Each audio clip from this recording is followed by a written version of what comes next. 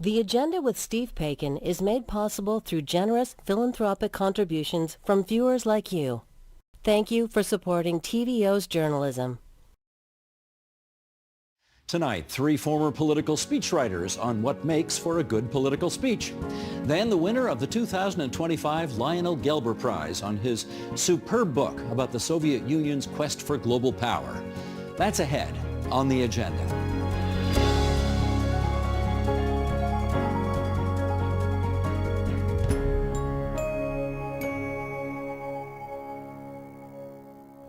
Political speechwriters have an important role to play in any election campaign, and of course there's an art to what they do. So, what ingredients go into effective speechwriting? What makes some speeches memorable and others miss the mark entirely? Let's find out from, in the nation's capital, Jenny Armstrong, former lead speechwriter for Justin Trudeau, now assistant professor of political management at Carleton University.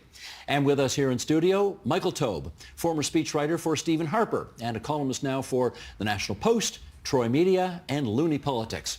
And Jared Walker, former speechwriter for Jagmeet Singh and vice chair of the board of directors at the Broadbent Institute. Good to have you two gentlemen here in our studio.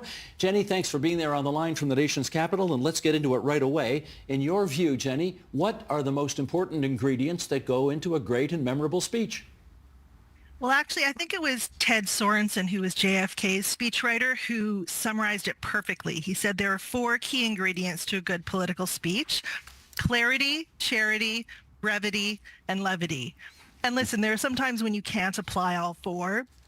Levity might not be appropriate at a eulogy, for example, but I think they're all great. And in particular, levity, because in a political context, let's say you're given 20 minutes to deliver your speech.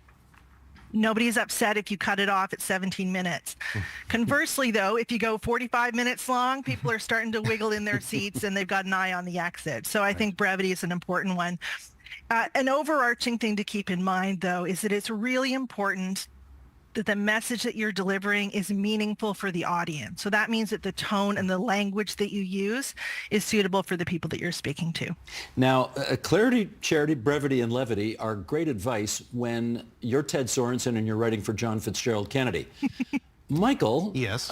Don't take this the wrong way. I'm not. But Stephen Harper was no JFK when it came to giving a speech. He could do okay, but he wasn't JFK. And he wouldn't say that he was either. Okay, so do you have to change your approach if you're writing for a guy who doesn't necessarily lift it off the page in a way that JFK did? Well, sure, certainly. And when I started in 2006, obviously Stephen Harper was speaking at a different level at that time. He was becoming more comfortable in front of the microphone with the various topics, etc. So yes, I mean, you have to mold the speech, much like Jenny alluded to. You have to mold it to and craft it to the person, per se. It's not you, the speechwriter, who is writing, you're writing for Stephen Harper, or I was writing for Stephen Harper. In this case, I'm not writing for myself. I'm not writing a column like I normally do. So I have to take his personality, his styles, his eccentricities, his interests, his likes, his dislikes, and I have to put into this big pot of stew and somehow come out with something that makes sense. But the advantage also was I had known Stephen Harper since 1996, so I was familiar with him, how he worked, what he was interested in, and what sort of messaging that he wanted in the system. That's what Jenny alluded to. Messaging is key. You have to know your audience, you have to know the people that you're speaking to, and you also have to know the person who is speaking to them. And if you master all of that, you have a good speech. How did you do it for Jagmeet Singh? Yeah, I mean, I think all of that's true. I think also really, really key is make me feel something. Let me know you see me. Mm-hmm. And I think that's one of Jagmeet's superpowers, right? You get into a room and make every person in that room feel like they are the only person in that room. And when you have somebody like that, then you might want to lean pretty heavily into an anecdote or into a personal story that might resonate with other folks in the room, or you might want to lean quite heavily into a story from the campaign trail, and how that then ties into what it is that you need to talk about. So, yeah. Jenny, let's talk about the arc of a speech. I guess the conventional wisdom is you got to grab them by the you-know-what in the first minute just to get their attention, or do you want to kind of just go easy as they go and then work up to some kind of crescendo? What's the plan when you set out to do it? Well, it depends on a lot of things. As others have alluded to, it depends on the speaker. It depends on the moment. It depends on the audience. I love what Jared said in terms of trying to find a way to work in personal anecdotes, show that you understand where people are and meet them where they are. At a certain point, though, there are going to be some key messages that you need to insert into a speech. Right. Sometimes that's really, really tricky to do. I remember I think it was a commencement speech at the University of Ottawa. And I had started on a draft, and then I had some senior staff come to me and say, okay, but we need to mention our middle class tax cut. And I'm like, friends, these are 21-year-olds who are just graduating from university, excited to set out on their new lives into the world. I'm not sure I can make that work. And that raises an interesting point. It's not so much the blocks of content in a speech that are tricky to write, it's the transitions. Yeah. It's how you move from one idea to the next that I think you really see a speech writer sort of at their best, or really sort of digging into their craft. Michael, can I get you on that issue of whether or not you got to hit them with full guns a-blazing right off the top, or do you want to lead up to something? You know, there's a crescendo that you typically follow. And again, it also depends on the person who's doing the speech. In this case, if I use Stephen Harper, there were certain styles that he liked that, say, Jagmeet Singh for Jared would not necessarily, or Justin Trudeau for Jenny would not necessarily follow that model. So you basically have to use the person, or think of the person in mind, and build the speech around them. So sometimes yes, sometimes no. And it also depends on your audience. Who are you speaking in front of? You know, what's the issue about? As Jenny correctly said, sometimes you're suddenly thrown something in that has absolutely nothing to do with the topic. And what in God's name are you going to do? It's like, I can't put taxes in. Hello, the Filipino community. How are you guys doing? And that's the key to what all of us have done. We have to find the best way to do this and then work with our teams to ensure that the messaging is nice and solid and strong. Well, okay, do you tell him, here's what I think you should do, or does he tell you, write it this way for me because this is what I want? I think it depends on the person. Right. And once you get a rapport with somebody, you've worked with them for long enough, it's a dialogue. And also it's a dialogue with the audience, right? So with Jagmeet, he very often had a song in his heart about a specific thing. He had a specific anecdote that maybe he wanted to give. Sometimes I had the opportunity to be on the trail with him quite a bit, particularly when we were running for the leadership. So I had a little book of all the things that might come up that he might want to pull into something. But if you're lucky, it's both. Yeah. I know you've all seen, never mind written, but you've also seen your share of speeches over the years, and I want to tap into that experience to find out what doesn't work. Okay, Jenny, what have you seen and come away thinking, boy, that was ineffective, and here's why? I think if your speech becomes a meme, it probably wasn't a great speech. And the one that I'm thinking of in particular is from Jeb Bush, where he made a joke and then kind of paused, leaned in, looked at the audience and said, please clap. Like, listen, if you're having to ask people to clap at your jokes, maybe the joke didn't land. But more than that, I think it's really important that you're using language that your audience understands and can relate to. I remember once getting a policy brief from colleagues in PMO, and they were talking about labor market attachment and how this new measure would enhance labor market attachment. And I eventually just raised my hand and said, I don't know what that is. You're going to have to explain that to me. And so much of your job as a speechwriter is doing what I call English to English translation. As it turns out, labor market attachment is the willingness of parents to go back into the workforce after they've been away on a parental leave. And so I just said to my colleagues, why don't we just say that in the speech and get rid of the sort of bloated bureaucratic jargon that is the default for a lot of folks in Ottawa. Michael, what doesn't work? Well, I mean, with leaders, or even I've written speeches also as well for cabinet ministers, sometimes when they're out of their element, I find is the worst thing of all. They think that they know what they're doing, and then they're comfortable with the language. They like the final speech version. They go in, and they look like they're completely out of place. When that happens, I'm not going to attack anyone directly, that's when it really looks bad. And I've seen that with world leaders, and I've seen it all the way to backbenchers. When you're out of your element, that's the worst possible place for you. But at the same time, this is the role that you're being paid for. This is the job that you have. You have to figure out how to deal with a situation you may not necessarily be very comfortable with, and use the words that I crafted or others have crafted and try to make the best out of it. But sometimes, to be fair, it just doesn't work. You ever written a speech, Jared, and you thought afterwards, that just did not Did not hit the mark. Ooh, yeah, unfortunately. I think we've all been there. Yes. What was the situation in your case? I don't want to get too particular about it, but I will say comedy is hard.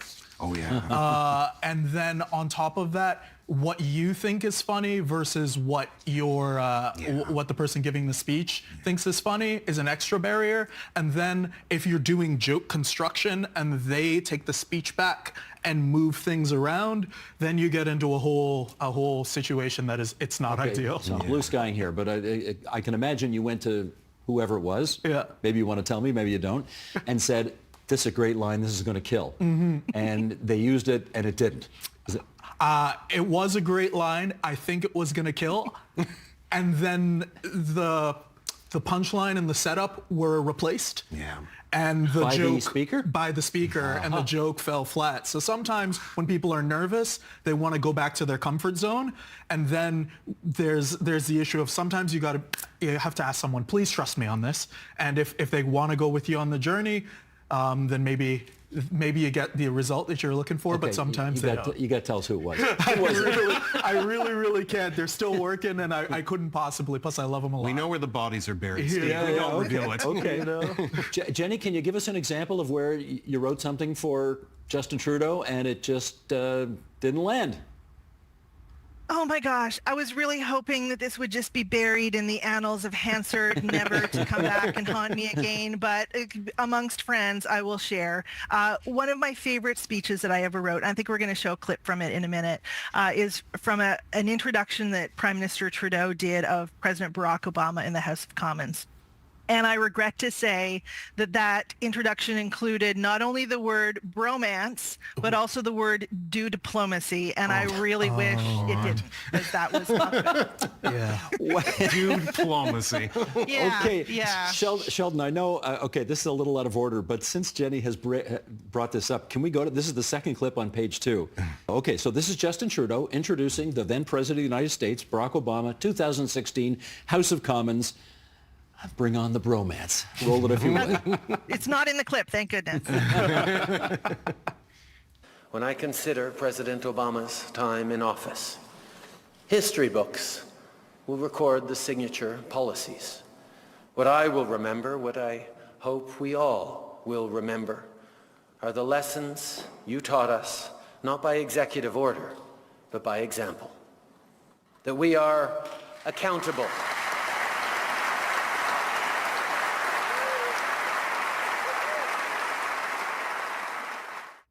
Okay, despite your lack of comfort, Jenny, at using the words bromance and due diplomacy, there actually was some of that going on between those two guys, as you could see.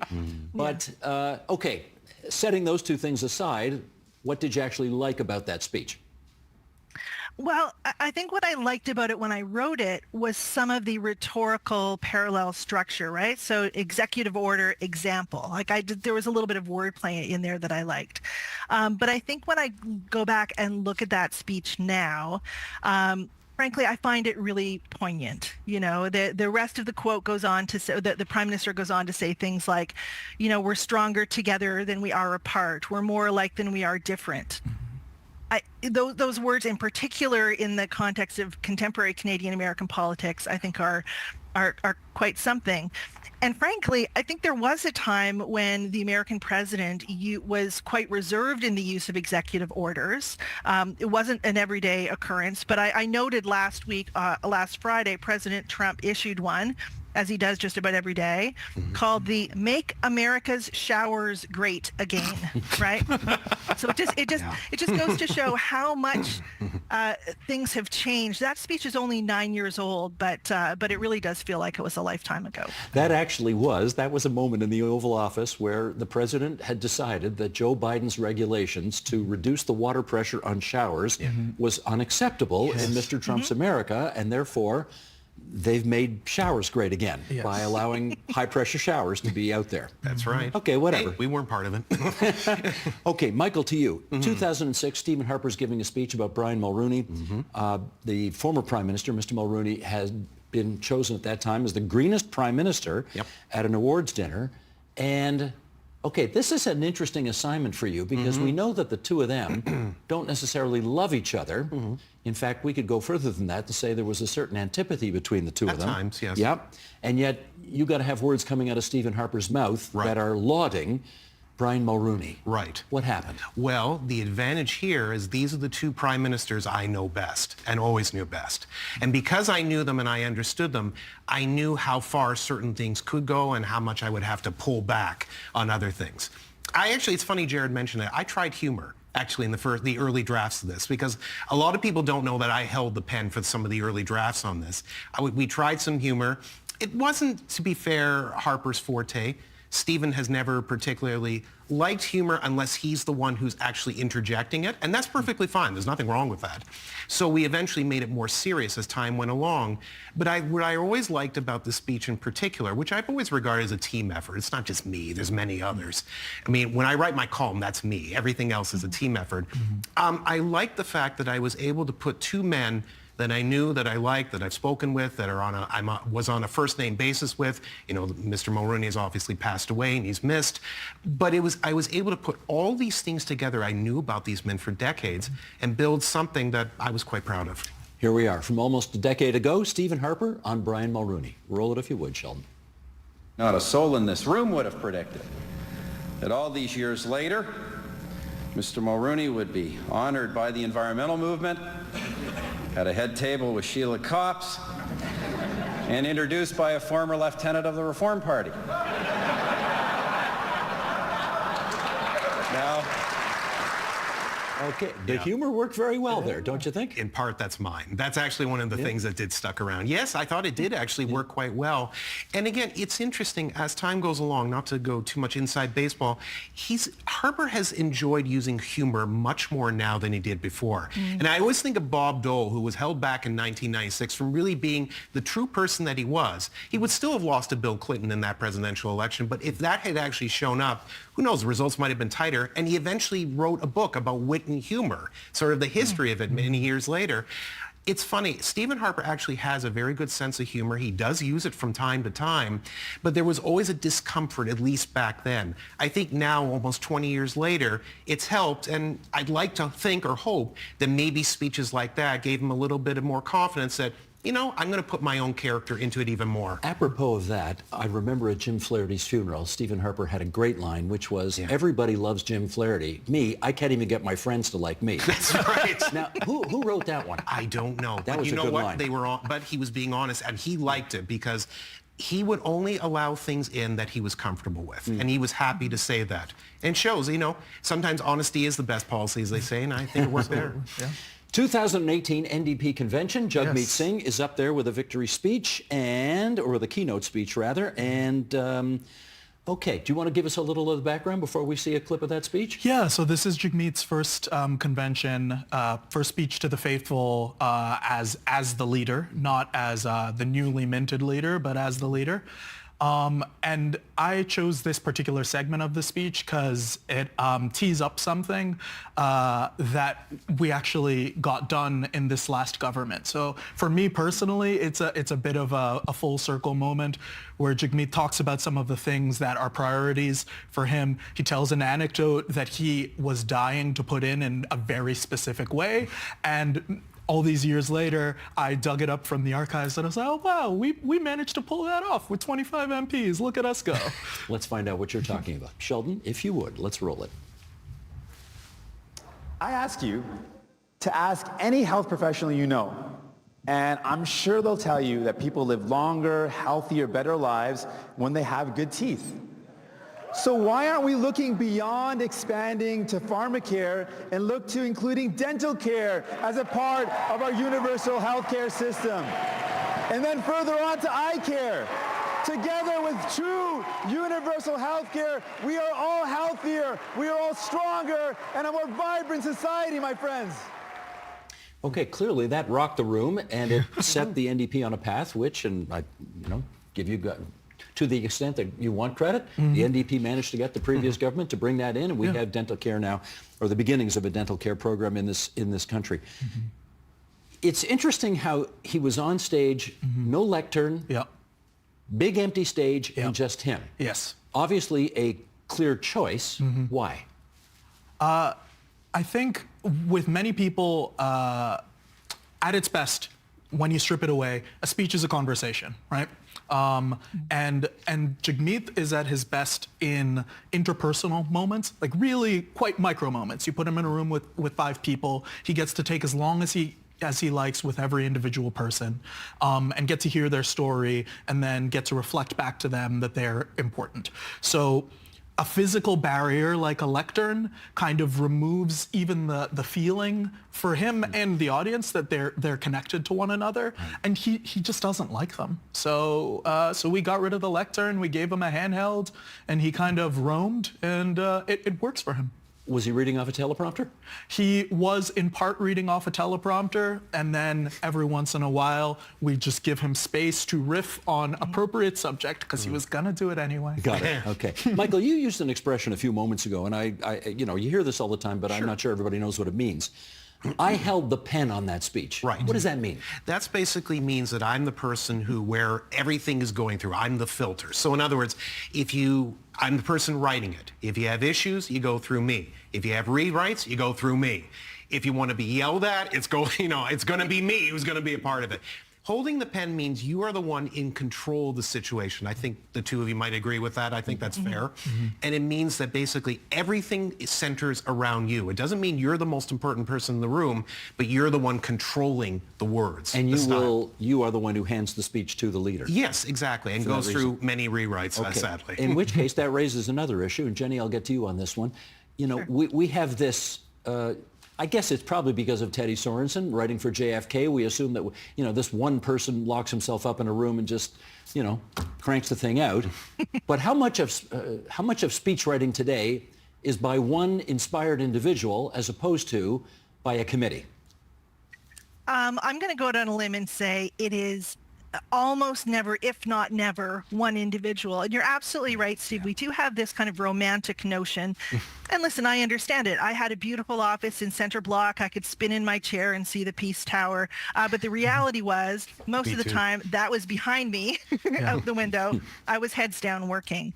And when I teach speech writing to my students at Carleton, one of the points I really try to drive home is that while you are the person who literally holds the pen, like Michael has said, more than anything else, speech writing is project management. Because you're reaching out to people, you're getting all of the information from the operations team, from the policy folks. Then you're sitting down, you're crunching through that first draft, but then you're into edits, revisions, translations, translation checks, formatting it for the podium or the teleprompter. So if there was a checklist of 20 items, honestly, writing that first draft is just one of 20 things you have to get done. And Jared, let me ask you as well about ideological alignment. I guess the assumption is that everybody who's writing a speech for a leader or a cabinet minister or whatever is going to be of the same party and hold the same values as the person you're writing for. But I presume there are just sort of professional speechwriters who are out there who don't particularly agree with the ideology, but they just know how to write speeches. How much of interaction with them would you have had on writing a speech? I mean, I think that there's probably folks who are ringers, who will have pen will hire. But I think on that front, even when you are inside a party, even our party, which is largely left to center left, there's a lot of variation inside that party, and in terms of ideology and in terms of temperament and in terms of style. So I've written for all sorts of folks, and I've definitely written for people with whom I do not agree on every issue. But at the end of the day, you've got a job to do. You're on a team, and you're trying to speak to people and come across as authentic and share what's important with folks. Michael, the boss is obviously the boss. Of course. And the boss gets the final word. Yes. But I'm sure there were moments where you thought, you must say this. This line is going to be fantastic, and he doesn't see it, and he wants to take it out. How do you resolve those issues? He knew damn well when I came in that was going to happen, because he and I have talked in private, and we would both... This is you and Harper. Yeah, Stephen Harper. He and I would admit this in public. We had certain disagreements and arguments on things, nothing violent or anything like that, but of course. But again, that's part of ideology. You're supposed to have your own opinions. He had his own opinions, I had mine, and naturally you're going to occasionally butt heads, but not in a bad way. Look, ideology is obviously very crucial to working in a prime minister's office, but it's not a necessity completely. There are hired guns, as Jared basically said, and it's true. There are some people who may agree with certain policy ideas, but may not be true believers, which makes it very, very different how it actually evolves and comes out. But I can say that certainly in the Harper PMO, the preference was to have people that at least thought the same way, but not everybody there did, believe it or not, including a couple people I worked with directly. How did it work in Justin Trudeau's PMO, Jenny, in terms of you got to be a card-carrying, true-believing, Trudeau-loving liberal? Well, listen, I think it absolutely, the short answer is yes, it helps if there is an ideological alignment between the person who's writing the speech and the person who's delivering it. But more importantly, at the end of the day, we are ghostwriters. We are the people standing at the back of the rooms with their arms crossed, looking at the floor. We're not the person on center stage. And so it's most important that the words on the page and the speech that gets delivered really accurately represents the speaker's orientation, their beliefs, and their ideology. I think that's much more important than what an individual speechwriter thinks. Let me do a follow-up with you, Jenny, because Michael has said, obviously, that he knew Stephen Harper very well. Jared, same with you and Jagmeet Singh. How well did you actually know Justin Trudeau in order to write speeches for him? Not very. I will confess right off the top. I think the first speech that I wrote for Trudeau was when he was leader of the Liberal Party. That would have been, it was a throne speech response, I think in the spring of 2013. Yeah. And I didn't actually meet him in person until the fall of the following year when we both happened to be at an event. So I wrote, I don't know, probably 6, 8, 10 speeches for him in that intervening 15 months. And we did talk on the phone parts, we would be on the same conference calls and things like that. But no, I wrote for him for more than a year before we met in person. And I think it might surprise some folks to know that's really not that uncommon. I think Michael's experience of having known Stephen Harper for a long time before he started working on his speeches is actually probably a bit more unusual than not. I agree. All right, here's a troubling question. Michael. Great. Are you all, and people who do and have done what you do, are you all out of work soon because of artificial intelligence? Well, it's funny. In the green room, we were kind of talking about that sort of. And the answer is, I think we're getting to a point where ChatGPT, AI, and others are going to ultimately take over maybe some of the smaller work. Like, in fact, press releases, shorter speeches, things like that. And unfortunately, I just know from experience, and I sort of know where it's coming from, it's starting to integrate itself into the workroom because it's easier. It saves time. It's a simpler way to get some of the not necessarily heavy lifting, but some of just the nonsense out of the way fast so that you can start to work towards crafting the longer speeches that go 10, 15, 20, maybe half an hour, whatever it may be. Jared, is it easier or harder today versus, say, 30 years ago before there was an internet to be a speechwriter? That's funny, Steve. I mean, I wouldn't know. I've never written a speech in the pre-internet era. I'm just a baby. But I think when we think about the different challenges that might have existed then, sure, when I became, for example, Andrew Horvath's speechwriter, I just went on YouTube and I found everything I could find. I figured out what her mannerisms were, what her tics were, whether she liked to say folks. Does she, she does. She does. All the time. Yes. Folks, everything's folks. But this is a great example, right? That would have been really difficult a long time ago. But the flip side of this is that now we are competing right now against every piece of content that humanity has produced for all of time. We're competing against Moliere, we're competing against Reagan, we're competing against Hawk to a Girl, all at once, right?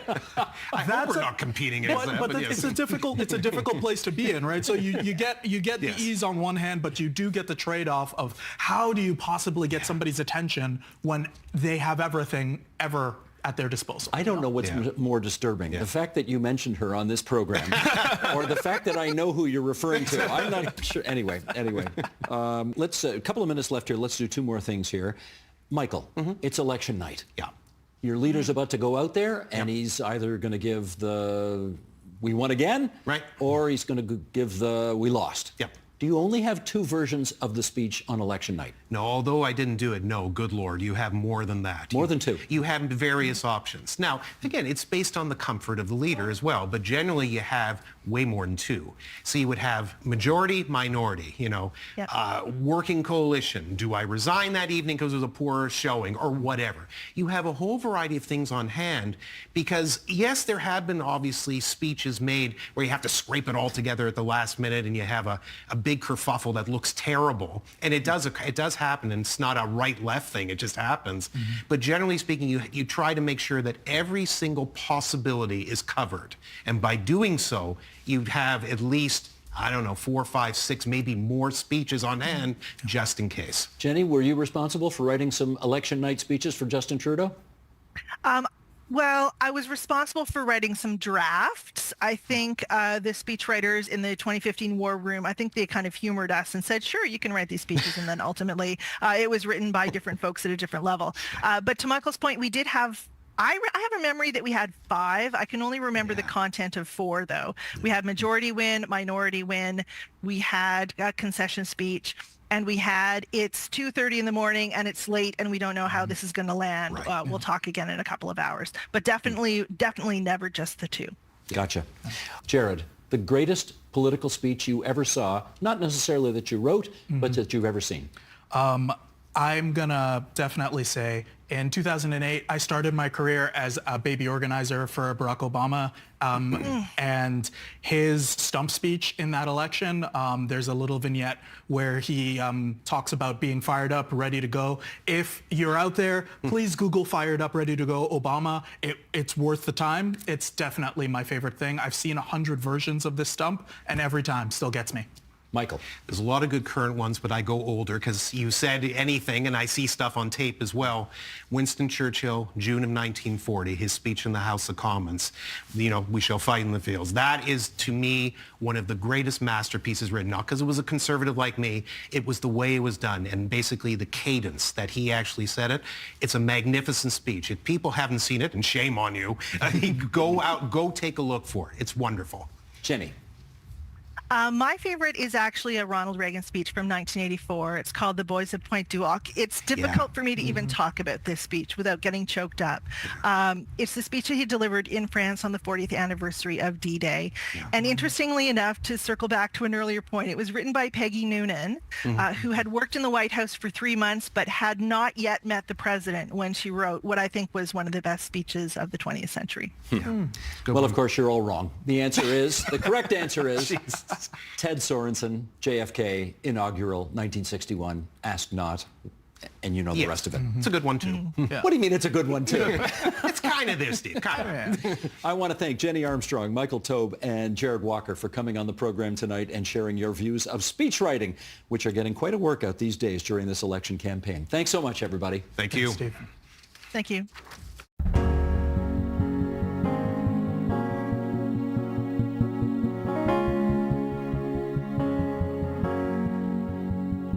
The West's relationship with Russia has been utterly fascinating, confusing, encouraging, and maddening for more than a century. One of the best books ever written about the making and breaking of the former Soviet Union is now out. It's called To Run the World, the Kremlin's Cold War Bid for Global Power. It's just won the Lionel Gelber Prize for the world's best English language book on foreign affairs. The author, Sergey Radchenko, is the Wilson E. Schmidt Distinguished Professor at the Johns Hopkins School of Advanced International Studies, and we're delighted that it brings him to our studio tonight. Lovely to meet you. I'm so glad to be here. Strangely enough, I want to start our discussion here by asking you about something you say on the very last page of your book. You say that Russia has an insatiable, self-destructive ambition to run the world, not just run its sphere of influence, but the whole world. Why do you say that? So in that final paragraph, I projected forward. I was trying to understand where Russia is heading. And for historians, it's a difficult thing to say. Historians have trouble enough understanding the past, never mind projecting or talking about the future. In that particular paragraph, I look at what Putin is trying to accomplish. And to me, he seems to be like a person who is trying to gain something from that chaos that is unfolding in the world in order to reposition Russia in a place where it would again exercise the sort of influence which Putin thinks Russia deserves. Not to necessarily run the world single-handedly, but to be in a position to assert its ambition to be one of the great powers involved in the running of the world. So it's not like Russia is trying to take over the world, and this is not what I argued in the book, but what I argued is that Russia has the ambition to be up there as one of the great powers that are effectively involved in managing the world. Well, let's tell some of the story, as you do, from World War II until the end of the Soviet Union. And I want to go back. This was the Soviet Union that needed rebuilding after World War II, and this is how you describe it. Sheldon, if you would, the graphic, please. Some 1,710 cities and over 70,000 villages were completely or partially destroyed. 25 million people were left homeless. Adding to the toll were some 40,000 leveled hospitals, 43,000 libraries, and 84,000 educational institutions. An estimated 25.5 million Soviet citizens perished in the war, and this number does not include another 13.9 million of the dead children. There was not a family left untouched by the conflict. Does that not tell you, Sergey, everything you need to know about why the Soviet Union, and now Russia, acts in the way that it does? Well, that moment was extremely interesting for Soviet history and also for where Russia finds itself today, because the Russians still have this preoccupation, almost obsession with the Second World War. Obviously, Russia or the Soviet Union was substantially destroyed, but it also was able to prevail. It was also able to survive, and at the end of war, it found itself in a position to assert itself into Europe.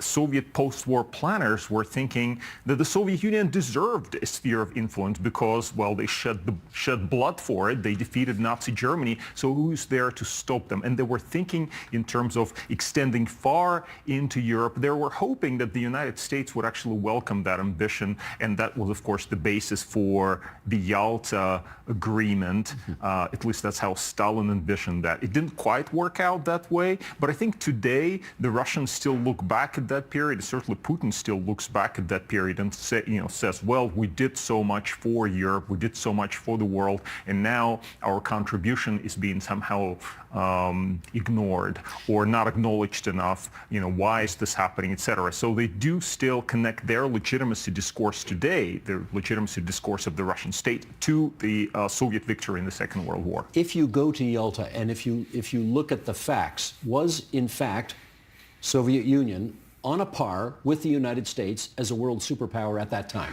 I think at that time it probably was. I mean, the Soviet Union effectively was in control of Eastern Europe. And that is, when people say, well, Yalta was such a great betrayal on the part of the United States, of Poland, for example, and so on and so forth. The Soviets controlled Poland, right, at the point of Yalta. There was very little that the United States could do. What the American president at that time, FDR, wanted to do was to get the Soviets also involved in the war against Japan to help out the Americans, and he was willing to give Stalin a lot of concessions. So Stalin was looking forward to a period of great power cooperation where the Soviets would have their recognized sphere of influence. And what I emphasize in the book is that question of recognition became very important to Stalin. He valued gains, but he valued legitimate gains even more, and sometimes he was willing to compromise in order to have his gains legitimized by the United States, recognized by the United States, because gains that are legitimate are more long-lasting. Your book really dives into those moments in Soviet and American history where they come to a fork in the road, and if they go one way, it could be very constructive, and if they go another way, which invariably happened, it all goes very badly.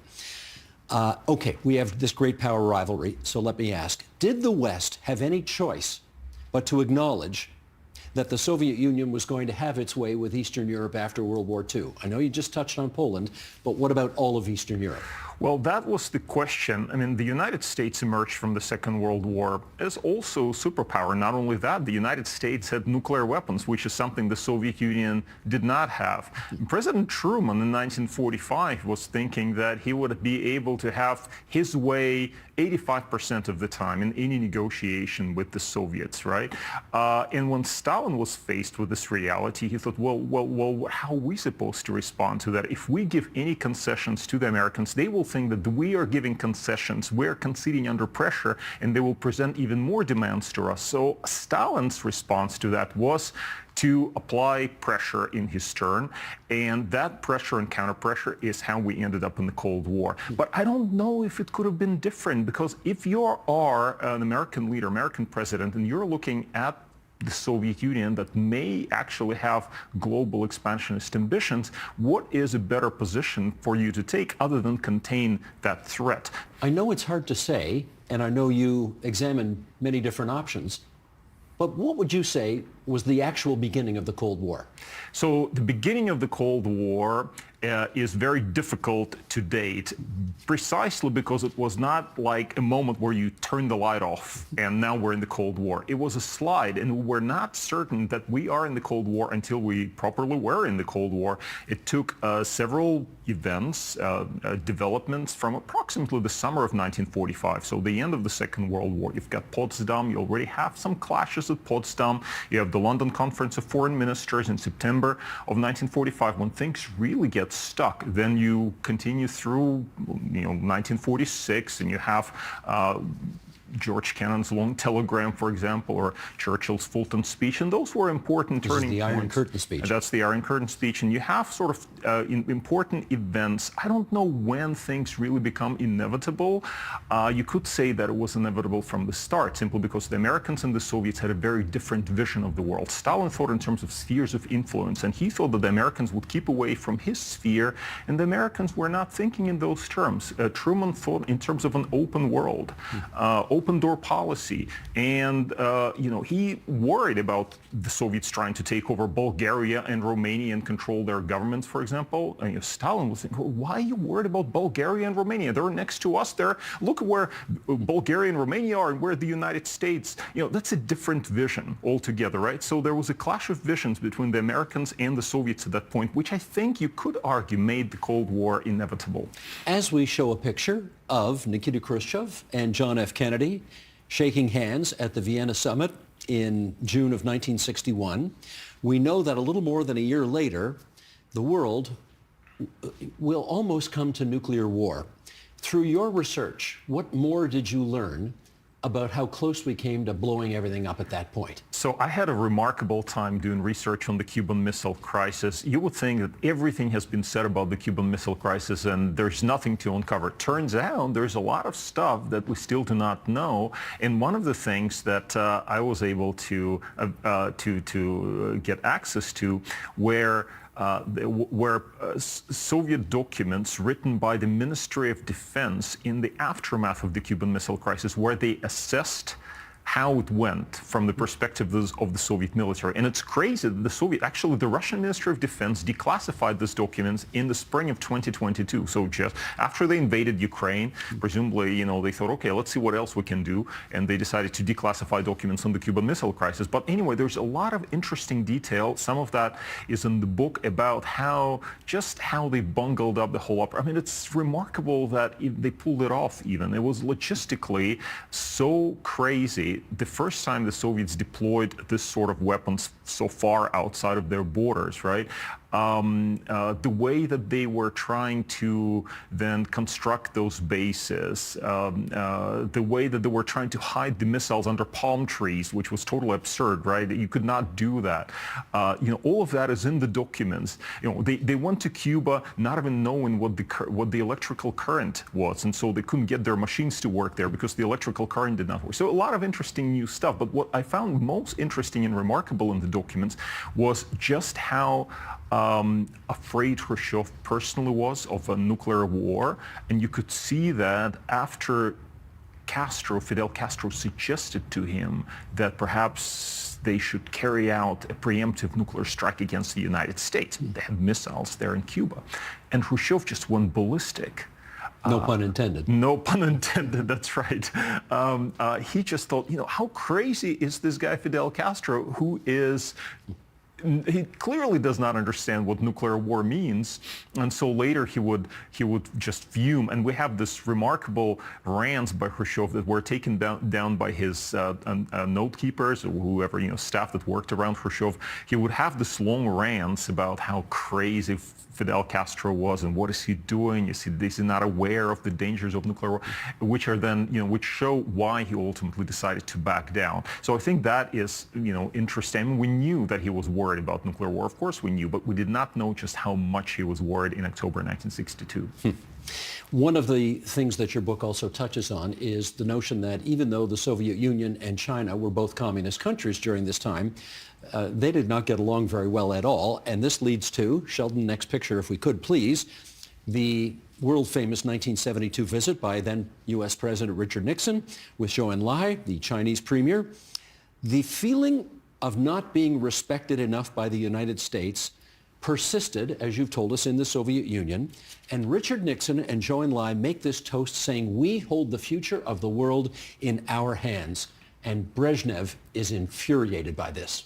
How does he react? I'm glad you found this passage because it is one of my favorite passages in the book. So Nixon goes to China, makes this toast, the future of the world will be in the hands of the United States. In China, Kissinger later goes to Moscow, and Brezhnev is like, what is he saying? What did the American president just say? And Kissinger tries to explain it away by saying, well, look, he had too much to drink, et cetera, et cetera.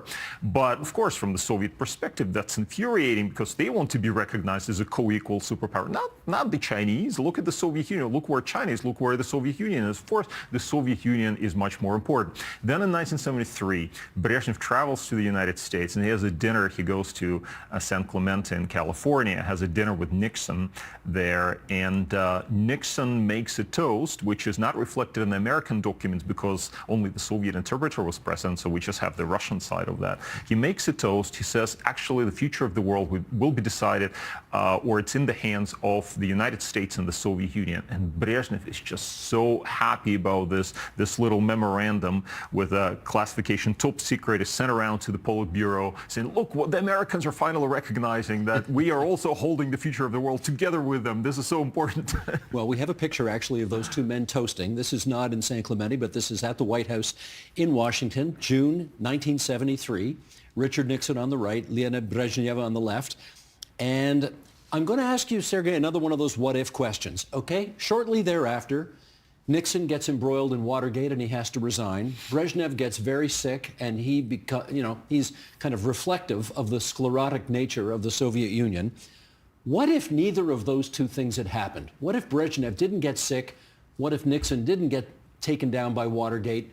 What might the future have been? So that's a counterfactual that's very hard to answer, but it does show the role of individuals in history. And it's clear that Brezhnev and Nixon liked each other more or less. Brezhnev certainly loved Nixon, and we have that meeting in the Oval Office in June 1973, where Brezhnev was there. We have an audio version of that because, of course, Nixon was taping the Oval Office room. Of course, ultimately led to Watergate. Not to Watergate, but to his eventual resignation.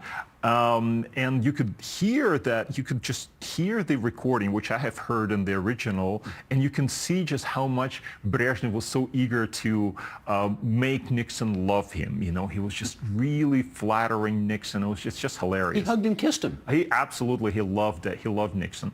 And then, of course, when Nixon was forced to resign, Brezhnev could not understand that. There's a hilarious episode where one of Brezhnev's aides writes to the KGB head Yuri Andropov saying, "Well, it seems that Nixon's enemies are after him. Can't we find any compromat on them?" And Andropov, compromising material. Yeah, compromising material. Andropov responds saying, "Well, there's not so much that we can do. We can try, but obviously it didn't work. Whatever they tried."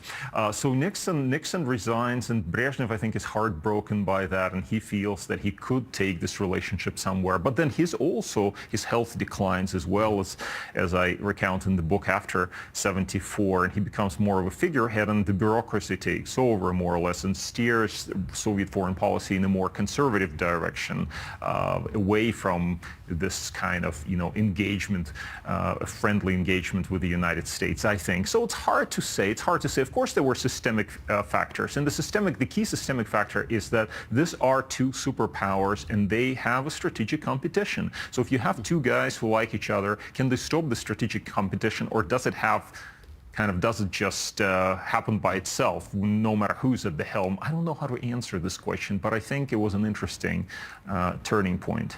1985, Mikhail Gorbachev takes over, and he brings some very new thinking with him. And let's go to the book now for an excerpt on that. Gorbachev made non-intervention the central pillar of his foreign policy and an integral part of his new thinking that he now sought to inspire the world with. The key message that Gorbachev was trying to carry across was that it was not that the Soviet Union had been defeated, but the Cold War itself had been defeated, and with it, America's attempts to tell the world how to live. Okay, Sergey, here's another one of these forks in the road. Gorbachev is obviously a very different leader. He's younger, he's dynamic, he's forward-thinking. What should the United States have done when he took over? For example, would that have been a good time to invite the Soviet Union to join NATO? Hard question, a hard question. I've looked at this very closely, including at the discussions around NATO and what to do about German reunification. That's February 1990, very controversial point, because later Putin would say that promises were made by Western leaders and those promises were broken. My take on this is that no real promises were made, or in other words, no promises were made that were actually accepted by the Soviets, because way into the spring of 1990, Soviet leader Mikhail Gorbachev continued to act in a way that showed that he wanted to have his way with NATO, which was to basically get German neutrality or something like that, and get NATO pull out from Germany. In the end, he had to accept that united Germany would join NATO, which is ultimately, of course, what happened. But then he became increasingly desperate. In May 1990, he actually offered the Americans, said, I want to join NATO too, the Soviet Union, can you accept us? And the Americans kind of more or less ignored it. At that point, it was just simply unthinkable in so many ways. I mean, the Americans thought that for them, NATO was very, very important, and this was an anchor that kept them in Europe, and bringing the Soviets into it would clearly undermine NATO from within, probably end NATO in the way we know it. Should they have been more forthcoming? I don't know, because the Soviets were defeated in the Cold War. So do you then accept your opponent into your key military alliance? Why would you do that, right? Why would you do that? A couple of minutes left here. I want to touch on two more things. Your book, of course, ends with the end of the Soviet Union in 1991. But let me bring you to today. Is it a good and constructive thing for the world that Donald Trump and Vladimir Putin seem to get along so well? I think it's good when leaders have good relations. It's not so good when they use those good relations to undermine other countries, undermine their security, erode their security. Look, it's very clear what Vladimir Putin is trying to do. He's trying to reconstruct a sphere of influence in Eastern Europe. He feels that he's entitled to Ukraine, and he's hoping that President Trump shares this appreciation. I mean, this is what you didn't really have at Yalta. We began with Yalta, and I said that the Americans had a different vision of the world, a world that should be open and not be a world of empires, of 19th century imperialism. Well, today you're dealing with an American president who may actually be thinking more like a 19th century imperialist, that the world should be divided into spheres of influence. The question then becomes, well, what is Russia's sphere of influence? And then another question is, what will those countries that are supposed to be assigned to Russia's spheres of influence, how will they react? Should we ignore their agency? And of course, the answer is no, we shouldn't. No, we shouldn't. It matters what people in Kiev think. It matters what Ukraine thinks. It matters what Europe thinks. And I don't think that they will allow Russia to determine their future, to hold their future in their hands. Let's finish on this. More than a couple of decades ago, I had the honor of interviewing Mikhail Gorbachev for this television station, and I asked him if he believed the West was actually trying to actively hold Russia down. Let's see what he said. Sheldon, roll it if you would. Russia is a competitor. Russia is an educated country, well-educated people, tremendous resources, perhaps half the resources of the world are in Russia. And if that country gains momentum, it will be a competitor. In a very competitive market, there will be another competitor. So some people in the West think pragmatically, let Russia be down as long as possible. But that would not be, in my opinion, the best style of handling relations with Russia.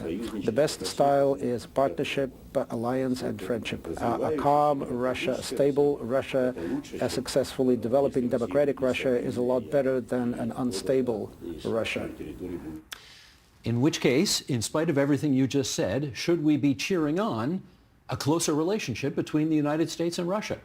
I think for the future, a closer relationship between the United States and Russia is a good thing. The question is what actually allows for this close relationship to prosper. If you're building a close relationship on the basis of Russia's domination of its neighbors, or you look away when the Russians basically run over Ukraine, waging an aggressive war, I don't think that is a healthy foundation for a long-term partnership. Gorbachev just spoke about democracy. Well, Russia is not a democratic country. Russia is a dictatorship today, right? So having a wonderful relationship with a dictatorship that Russia is today, is that good for the future of the world? I don't know. Worse things have happened, I suppose. We'll see how it turns out, but I don't have great expectations from the current effort by President Trump to re-engage with Russia on that basis. I am happy to recommend To Run the World, the Kremlin's Cold War bid for global power. It has brought Sergey Radchenko to our studio, and congratulations on winning the Gelber Prize. That's a terrific honor. I'm so thrilled, and Steve, thank you for having me here. Really appreciate it. A delight.